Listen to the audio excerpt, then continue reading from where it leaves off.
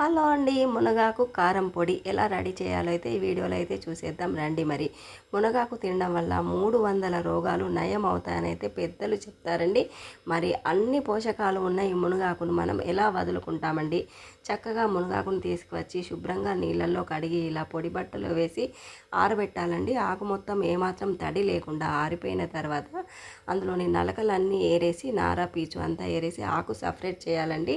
ఒక 20 వరకు ఎండుమిరపకాయలు వేయించుకోవాలండి. ఇంకా 2 స్పూన్ల వరకు జీలకర్ర, 2 స్పూన్ల వరకు నువ్వులు, ఒక 10-12 మిరియాలు, ఇంకా ఇవి వేసి వేయించుకోవాలండి. మిరపకాయలు వేగిన తర్వాత ఆ వేడికే ఈ నువ్వులు, జీలకర్ర, మిరియాలు చక్కగా వేగిపోతాయండి. ఇంకా స్టవ్ అలాగే ఉంచితే మాత్రం మాడిపోతాయి.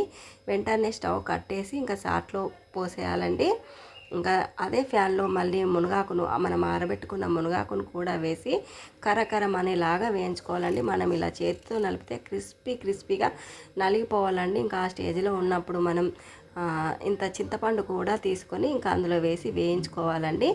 ఈ వేయించిన దినుసులన్నింటినీ చక్కగా చల్లారబెట్టుకొని మిక్సీ జార్లో వేసుకొని కొంచెం ఉప్పు, సరిపడా అంత ఉప్పు వేసుకొని మిక్సీ పట్టి ఇంకా భద్రపరుచుకుంటే సంవత్సరం తరబడి నిలవ ఉంటుందండి.